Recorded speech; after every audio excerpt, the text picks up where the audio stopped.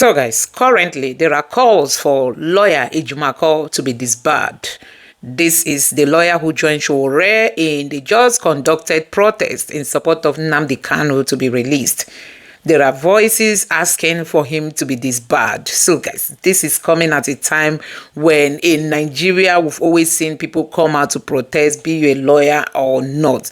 But this one is taking another shape altogether. After he was arrested and we're told that he was released alongside Sowore before Sowore was equally re-arrested. Now there are voices calling for him to be disbarred.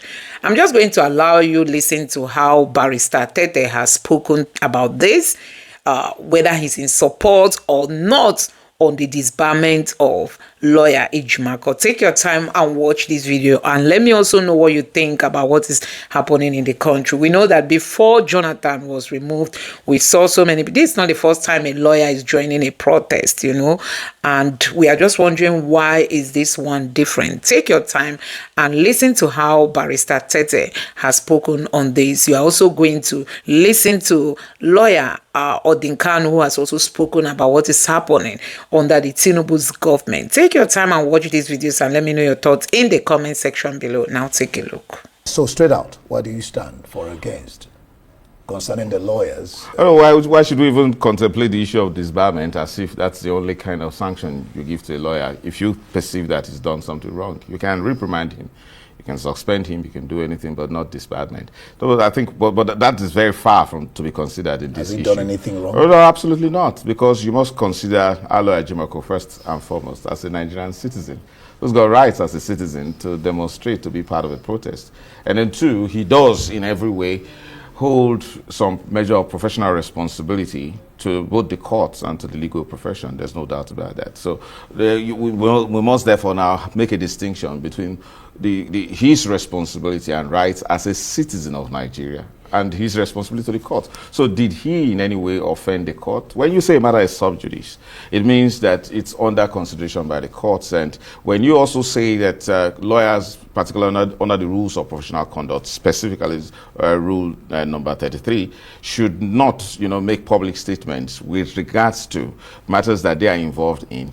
It's clear, because the aim is that do not make such statement to either put pressure on the court, to influence the court, or influence the public. So what our lawyer was doing by being present, just being present at a protest, at a rally, does that amount to in any way as putting pressure on the court? Yeah, it does it in any way. Because, and then most importantly, did he organize a protest? Did he call for a protest? He was simply part of the protest.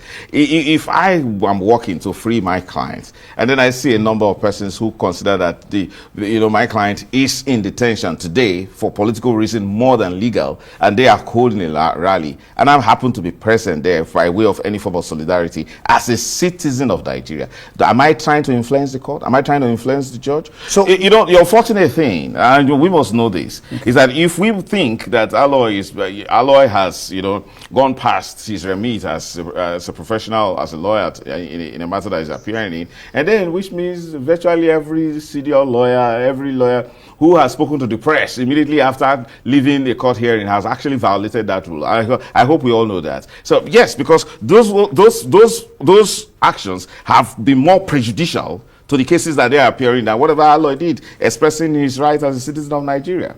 Oh, well, that's quite interesting. Of course it is, because the rule is quite clear. Anytime a lawyer makes a statement in public, when a case is anticipated or when a case is going on, especially when he is involved in a matter, it violates the sub judice rule. And we see it every now and then.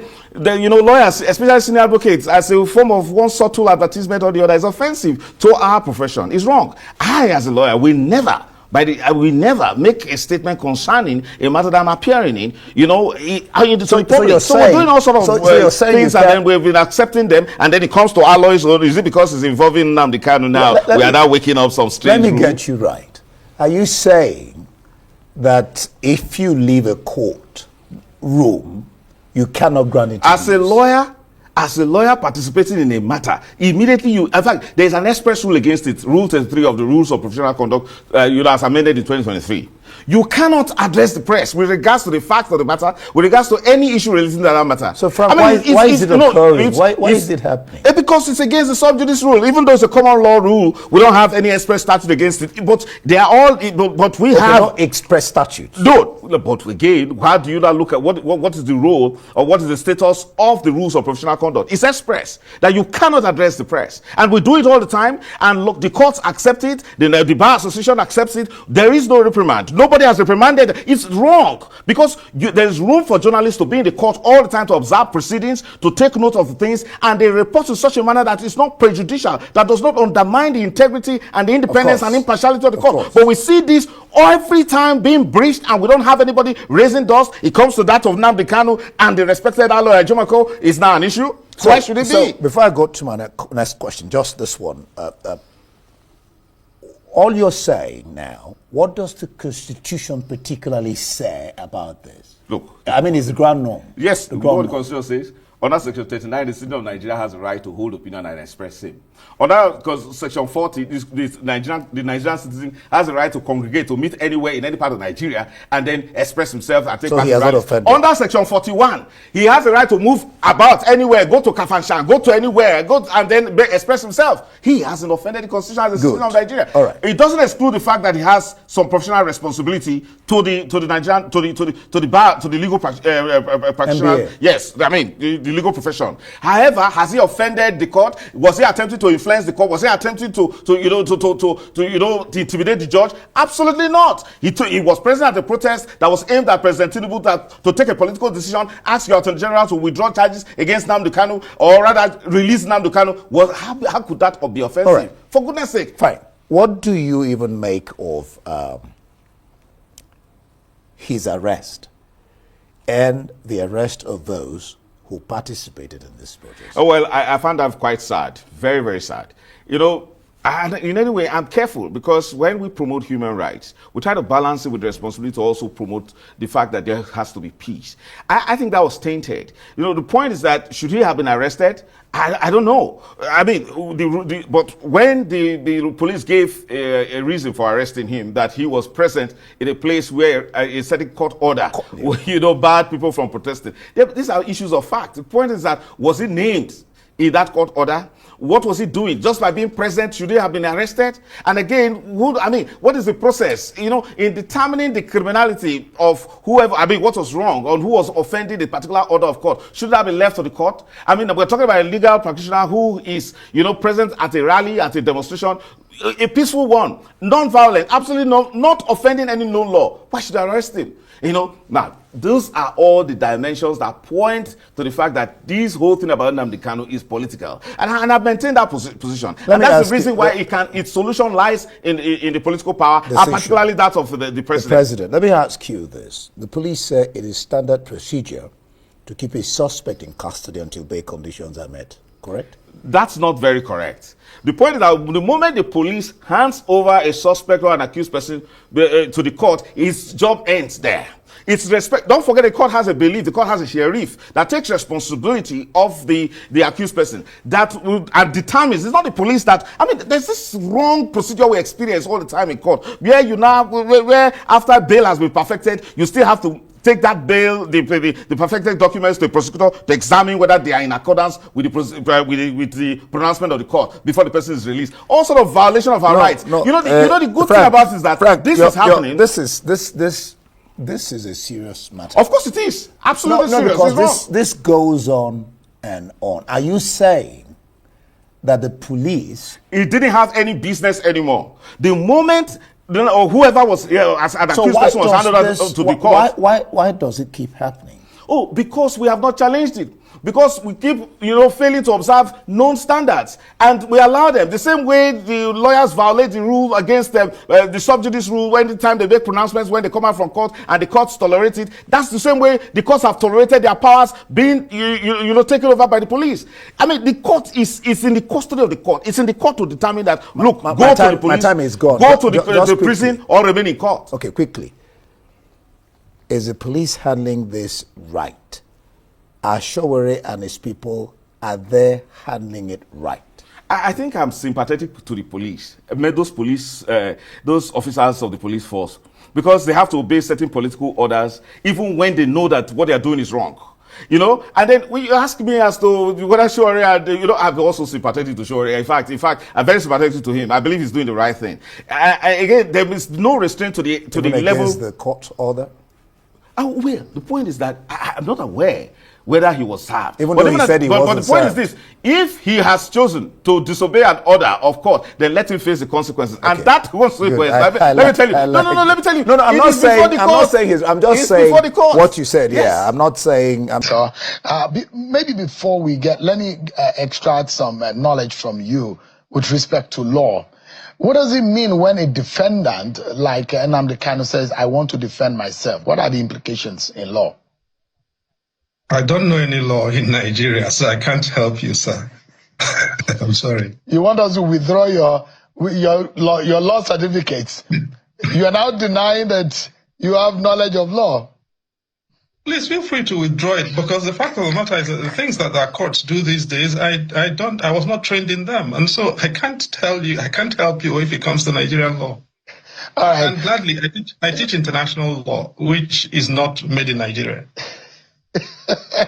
But what are the principles of law? Since your knowledge of law suddenly have just disappeared, Prof. I mean, seriously, what are the implications when a defendant says, "I will now represent myself"? In the version of law that I was taught, the relationship between a lawyer and the client is a relationship of agent and principal, with the client being the principal and the lawyer being the agent. And if the principal withdraws the instruction, it is withdrawn. At which point the lawyer is obliged to cease representing the client. Now, in criminal proceedings, what then happens thereafter is between the judge and the accused person, because the person who is client is also accused person, I presume, in a trial. What happens thereafter is between the judge and the accused person. The judge is obliged to allow the accused person some time to reorganize their affairs. And the accused person obviously is entitled, the terms of the constitutional protection, by the way, or guarantee, if I remember correctly, require entitle an accused person to represent themselves or through legal representatives of their own choice, as long as subject, of course, to the principle you know very well, which is that the lawyer has to be a person who has a natural right to travel in and out of Nigeria. And so the lawyer would not be a foreigner ordinarily. But other than that, an accused person is entitled to take these decisions. I presume that those are the prerogatives that Mr. Kanu has chosen to exercise. So, I mean, you look at the trial and the agitation. What are your views about those who are asking? And I'm guessing that those who are asking for the freedom for Nnamdi Kanu are looking at it from the point of view of the president granting clemency to about over 170 Nigerians who have been convicted.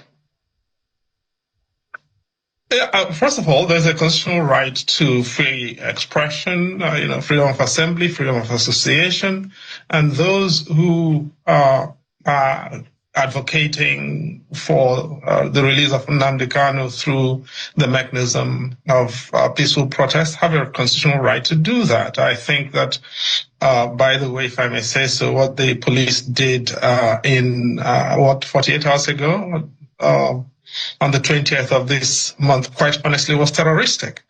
You cannot, kettle an entire city the way they did, just for the sake of precluding a protest. Now, if they had just marshaled the protesters along the road, people would have been able to do their business for the day with minimal interference. The idea of imprisoning an entire city just so that you terrorize an entire community sufficiently to preclude a protest is unlawful in my view. It's manifestly terroristic and it's irresponsible. Now, shooting at people with tear gas canisters and reportedly live bullets for what? What exactly were those people doing other than freeing Nnamdi Kanu now and raising their fists? I don't understand. And so the deliberate effort by law enforcement to inflame the protesters, in my view, is condemnable. But the police says that it has a valid court order asking some of the protesters not to go in summer. And that's the reason why they said they've arrested Sowore earlier today, that the court has ordered that the protesters should limit their protests to certain areas of the city. If that was what the police were about or were on about, then the charges filed against Aloy Ejimakor and the other people whom they took to the magistrates court in Kuje do not reflect that, because they were charged with conspiracy and a lot of other things. They were not charged with disobeying a court order. All right?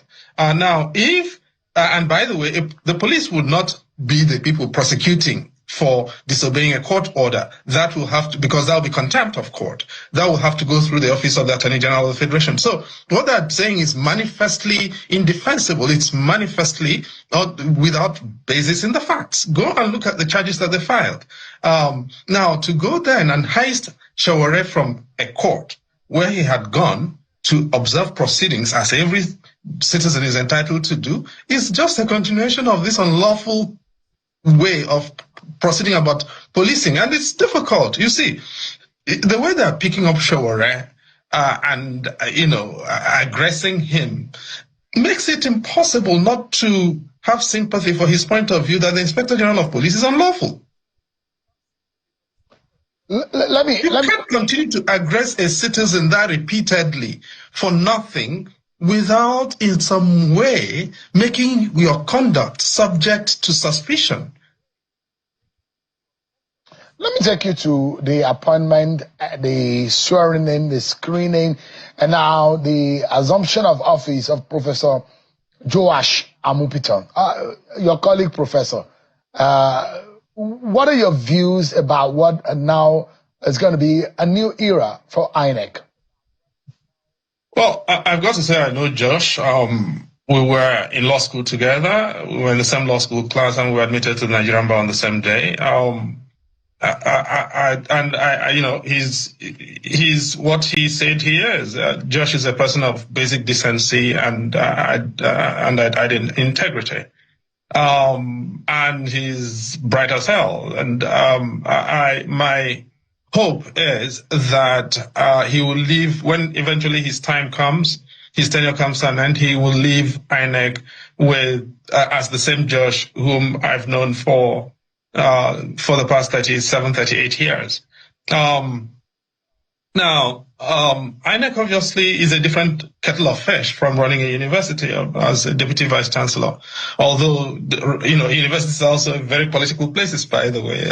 So it's no mean skill, by the way, to be deputy vice chancellor administration in a university like the University of Jos, which is the last public position he took before he came to this position. I can tell you that. Now, having said that, INEC is also a territory ruled by a lot of principalities, all right?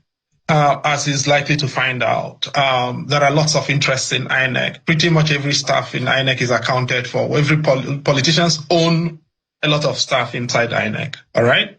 And so before he says good morning, there is somebody reporting that to one politician who is interested, and he's going to discover very soon that it's a very lonely position. It's a thankless job. The people interested in what he eats for breakfast are too many. The people interested in what he thinks, how he prays if he does, or how he doesn't pray if he doesn't, are just too many. And those interests are going to be there. And it's not really about what he desires to do as much, which is very important, as much as what he precludes and whom he precludes from becoming the dominant principality within INEC. I think that's probably what he's going to find out. But as for the man himself, I know him reasonably well. He is better, a lot better in terms of integrity, let me say this, from the person whom he is replacing. I mean, why do you think it's better? On what paradigm? What are the indices that brought you to that conclusion? Josh will not administer an election like in Edo State in which there are 4 results. He will not do that. Now, Mahmoud Yakubu perfected the art of producing elections in which there are 4 results. One which he announces, one in which which is on IREV, another one issued to the party agents, and another one tendered in court. That's criminal. And I'm not going to spare him on national television. He brought elections in Nigeria into disrepute. He brought INEC into disrepute. And the new INEC chair will have to begin to address this. And let me just give you a bit of statistics, if you allow me for 1 minute. Okay? Now, let's go back to 2007, which was the nadir in electoral administration in Nigeria. In 2007, Morrissey Wood destroyed elections in Nigeria with President Obasanjo. All right? Now, how do we know that? Because 86.35% of the elections of the offices contested in 2007 ended up in court. They were decided not at the ballot box, but by the judges and the election tribunals. 86.35%. Now, Atahiru Jega had 10 months in which to run the 2011 elections. He brought down, and you see, politicians are very rational people. It's very simple. If a politician knows they have been well beat, the likelihood is they will not go, in most cases, not all cases, of course, but in most cases, they will accept their defeat and look for the next election. Now, in 2011, Atahiru Jega just simply addressed registration and reducing the number of elections that go to court as the test of credibility. With 10 months to deliver elections, he reduced the number of elections that ended up in court from 86.35% to 51%. That's over 35% reduction. It tells you he made massive progress. By 2015, President Jonathan decided he wasn't going to court. He wasn't going to go to court. He knew he was well beaten. And then, in 2015, 44% of the cases went to court. So, offices, what did you have? You had cycle upon cycle reduction between 2007, 2011, and 2015, with 2011 and 2015 supervised by Atahiru Jega. By 2019, with 4 years to supervise the elections, Mahmoud Yakubu increased the number of offices that ended up in court from under 45% to above 56%, at 56.34%. Okay? And by 2023, the number of offices that ended up in court were 83%. Does that tell you something? Mahmoud Yakubu ruined INEC, and I cannot spare him. He destroyed elections in Nigeria.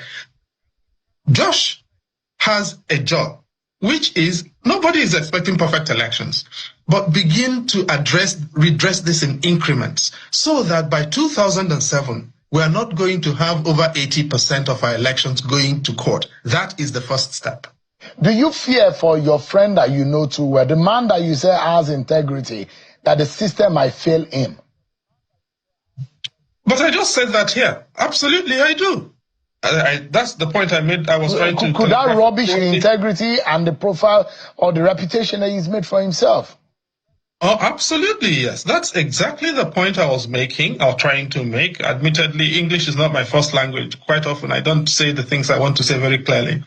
But, when I said that INEC is a place dominated by multiple principalities, that's exactly the point I was trying to make.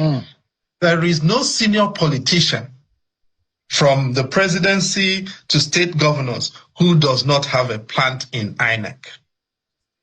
So, I mean, if you put a call through to your classmate, Josh, as you know him, what would you be telling him? That, well, he's living amongst demons, or is treading in the most horrific moments of his career and his life. How does he deal with it? Well, if I would tell him that I'm not a spectacularly churchious person, but I'll tell him that because he is the person, I'll be praying for him. Is our election, can we rescue our election? Do you have hopes that 2027 election might be a free election for Nigerians? Look, what would I say? We do have challenges, okay? We do have a lot of challenges, unquestionably so. But you see, I woke up this morning to see clips of Adams Oshiomhole campaigning against rigging, and I knew that something had happened on the road to Damascus. I don't know what it is. But if Adams Oshiomhole, who is responsible for the line that unless you have suffered rigging, you are not, I'm paraphrasing him, but unless you have been rigged out of office, you will not understand what it is to be a politician in Nigeria. If he is now against rigging, you never know. Damascus may be headed to Nigeria. Now, if I were if I were to make a suggestion to the INEC chair, the new INEC chairperson, quite clearly he cannot fix everything in one day, and with the time he's got at his disposal, and given the damage that Mahmoud Yakubu did to INEC, it seems to me he's got to decide what his priorities have got to be and how he's going to metricate progress, as in measure progress. And his first election, quite obviously, is Anambra State governorship election, and he's got less than, which is on the 8th. So he's got barely 2 weeks, 8th of next month. He's got barely 2 weeks to address that. And people are not going to be giving him any free passes. He's not going to have a break, it seems to me. And so people are going to see how he addresses Anambra State. And then use that as a basis going towards Ekiti State and then Osun State before, of course, we go to the 2027 elections. So it seems to me he's got a few laboratories, electoral laboratories in which to test his ideas, and on the basis of which Nigerians are going to have a foretaste of what 2027 is going to be like. So I'll start by suggesting that those laboratories in Anambra governorship, Ekiti governorship, and Osun governorship should provide us with a basis that is informed, on the basis of which to then begin to assess what will happen in 2027 elections. Thank you so much indeed, Professor Chidi Odinkalu. But just, I'm curious though, what do you think about President Tinubu and those who are asking him to free Nnamdi Kanu? Look, President Tinubu has pardoned everybody that can be pardoned. Cocaine importers, gun runners who have imported guns that have been used to kill our soldiers in Nigeria, human traffickers, the drug traffickers, all manner of traffickers. So basically traffickers in cocaine, traffickers in guns, traffickers in human beings, murderers who have spent less than, whose sentences have been confirmed by the Supreme Court, spent less than a few years in detention. Who has he not pardoned? And by the way, I woke up this morning again to see the story about repentant Boko Haram radicals or Boko Haram adherents. 300 and a bit graduated from Gombe. I mean, look, we're a country in which everybody gets a second chance and everybody is entitled to the right. There's a constitutional right to repent. So who says that Nnamdi Kanu cannot be pardoned? Why not? And by the way, there is nothing that precludes the president from exercising a proactive prerogative of mercy. When you read section 175 of the Constitution, isn't it? It does not say that a prerogative of mercy can only be exercised after a trial has been concluded. It can be exercised by the president at any time in the process. Without the AGF office activating a null prosecutor on that matter? Oh, absolutely, yes. Again, I have tremendous respect ordinarily for the current Attorney General of the Federation, but on this pardon thing, the conduct has the paperwork says they have acted disreputably, and there's no other way to say it. It stinks what they have done. I'm on record, so I'm not going to pull punches on that. What they have done on that list of 175 absolutely stinks. Prof, what are those who have fears about the implication of releasing nnamdi Kanu and the security of the Southeast region, considering those who have taken chances and advantage of nnamdi Kanu's statements and the people who have lost their lives? Look, I have had members of my family killed by this thing, but again, and don't forget, I chaired the Truth, Justice and Reconciliation Commission at the instance of the Anambra State Governor on the situation in the Southeast. And I've spent a lot of the past 3 years getting acquainted with that situation across all the 5 states of the Southeast. Unquestionably, there is an IPOB issue, but the IPOB issue is overblown. Okay? If somebody tells you that Obosie in Anambra State is an IPOB issue, the person is a liar. IPOB cannot survive in Obosie. If anybody tells you that what happened with the Americans, 2 years ago in Ogbaro was an IPOB issue, that person does not know the terrain. It was not an IPOB issue. Other parts, in Osu, in Awidemili, in Osumogu, Anambra, Imo State borderlands, where there are IPOB issues, absolutely. In parts of Anambra State, Oga and Arondizogo, that's absolutely correct. But the idea that every issue in Southeast is an IPOB issue is ridiculous. It's absolutely not the case. Let me tell you this. The biggest single issue in security terms confronting the Southeast, in my estimation, based on the work I have done on this, is, I regret to disappoint you, not IPOB. It is one word, cults, financed by politicians. All right? Now, the cults are the biggest single issue, and you don't have a clue how terrible the problem of cults in the Southeast is at this particular time. Is there a crossover between that and the IPOB issue? Possibly. But cults financed by politicians, that is the biggest single security challenge confronting the Southeast at this time.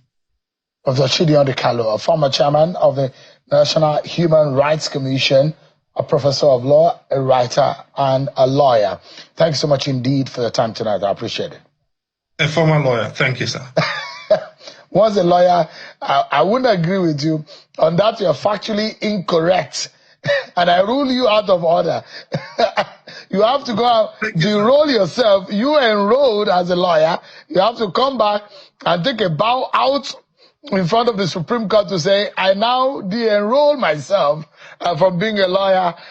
So guys, you have seen it for yourself. I'm just going to take you through some of the reactions on the social media. It's really so sad that, protests in support of Nnamdi Kanu is turning out like this. Anyway, away from that, there is this post on Twitter by Peter Obi's supporter from the North who is calling on obedience to be very strong, that without the obedience, this government would have deceived Nigerians more and more.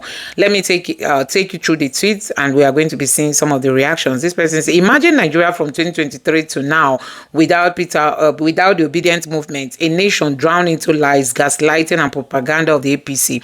Without us, the narrative of renewed hope would have gone unchallenged, and many might have swayed to worship the altar of Tinubu's administration, despite its clear failure. We thank God for the gift of the obedient movement, rising at the perfect time to confront a government that despises opposition and thrives on sycophancy. He went further to say that the obedient have been the conscience of Nigeria, standing firm against the regime that rewards only hailers and bootlickers who held the government accountable despite relentless threats, inducements, and vicious blackmail targeting our principal Peter Obi and our movement. From exposing the pardon budget, like the 3 trillion naira added to the 2024 budget, to calling out the mismanagement of fuel subsidy removals and the skyrocketed living costs. We've refused to let the truth be buried. When they tried to silence us with arrests during peaceful protests or smear campaigns against our leader, we stood taller, undeterred by their tactics. And he went further to say, the obedient movement has shown that Nigeria belongs to its people, not a selected few. We amplify the cries of citizens crushed by inflation, insecurity, unemployment, ensuring the government cannot hide behind empty promises. Our resilience has kept the hope of a better Nigeria alive, even as they dangle bribes or unleash trolls to break our spirits. Now, more than ever, let us stay strong and organized. Let's rally behind the leadership of Peter Obi, a man whose vision for a productive, equitable Nigeria inspires us all. Together, we will take back our country, not for personal gain, but for the good of every Nigerian. The obedient movement is not just a voice, it is a force. Let's keep pushing, keep demanding accountability, and keep building a Nigeria we can all be proud of. A new Nigeria is possible. Peter Obi is coming, Rick and die, obedient forever. So guys, this is the word of a strong Peter Obi supporter from the north. And on Peter Obi's image, they wrote, among all aspirant contesting for president, Peter Obi stands out and the right man for the job. His mission and vision reflect leadership, accountability, and better future for our nation. Nigeria needs a leader with capacity, integrity, and clear plan. And that's Peter Obi. New Nigeria, leadership, Peter Obi, hashtag hope for Nigeria. Now, this person said Peter Obi is coming, and this person said exactly. Another person said, would have been the best thing to have happened to all of us in this country. Life would be so different by now. It would be 2027 by God's grace, honestly. If Peter Obi had been allowed to, oh my God, Mahmoud caused the glitch and now he's out. What the obedient movement represents might not be replicated in this generation and next if we are unable to upturn the current political architecture of Nigeria. I dare say the country is doomed for destruction. We represent the conscience of Nigeria and her people. Fight on. Wow. So this is the reaction. That has been the genuine way of governance, right from the gubernatorial administration in Lagos State. He either buys the opposition or silences them. He had the media in his pocket. We thank God for decentralizing media that supports, movement like the obedience. Wow, this is amazing. That if Nigerians had not stood up, obedient movement, that Tinubu's way is just to buy the opposition, silence the people, use the media to propagate their lies. And this person say, we are the only opposition in the country. We are the only set of people left with brain. We are the only set of people who advocate for good governance. We are the obedience. And this person said, this is exactly the spirit that separates the obedient movement from every other political structure in Nigeria. Conviction or overconfidence, while other traits loyalty for crumbs. Wow. Obedience that refused to be taught, bullied, or to be bought, bullied, or broken. If truth-telling, accountability. If truth-telling, accountability. So guys, this is what Nigerians, we must remain united in our effort to send APC packing from Aso Rock. Peter Obi is the man for 2027. Honestly, Obi Kwankwaso. This person is saying he wants Peter Obi and Kwankwaso. Imagine Peter Obi as president from 2022 to now. Life would have been very fair to the common Nigerian. APC remains a failure and must be massively voted out. This other person, we stand Gidigba. We must reclaim our country from these corrupt politicians. Imagine Peter Obi as president from 2023 to date. The evidence would have been unexplainable. God help us get rid of this. God help us get it right this time. Yeah. And this other person say, APC hallelujah boys think we are fighting them. Ignorant people. Without obedience, Nigeria would have been worse than it is now. We are the conscience of the nation, nothing but the truth. Oh my God. So these are some of the reactions from Nigerians. This one, thank you for the courage to be on the side of the truth, sir. This other person say, God bless obedient movement worldwide. I am obedient in spirit and in evil action. I don't know what you mean. Proudly obedient. Wow. This person say, thank you for this. Proudly obedient. You know, God is our strength. Very true. Truth. And, you know, oh my God. So many people are just like saying we are where we are, no going back. One of sons that works with one of the security agents told me yesterday that his office was instructed to do intensive investigation going up back to 1980 about Peter Obi to just find one thing to incriminate him, and they could not even find one. Hey, God, can you imagine? They said they should go and look for what to incriminate Peter Obi with. They couldn't.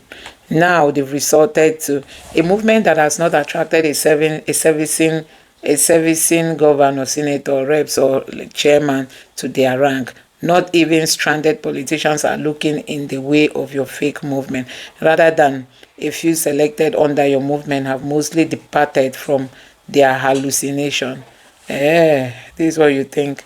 So this is a tweet from Peter Obi, supporter from the North, who is telling the obedience to stand firm, that even though they try to break us, we remain unbreakable. You can imagine a situation where the obedience movement is silent and they are not talking, they are not doing what they are doing. This country would have been doomed, because guess what? We are keeping the government on check. We are trying to cut on their excesses, you know, try to curtail whatever that they are doing, because enough is enough in this country. We must get it right. And like we know, Peter Obi is coming, and we can't wait to have Peter Obi take over in this country, because left for what Tinubu is doing, Tinubu has decided to just keep borrowing without showing Nigerians where the money they are borrowing is being sent to. And it's really, really so sad. At least if Peter Obi had been in power, we would have known where all the money they took, all the money they borrowed are kept. But today, we don't know anything, because we have the wrong people in leadership. Anyway, guys, let me know what you think about this in the comment section below. Please don't forget to subscribe to the channel and turn on the bell notification. Thank you.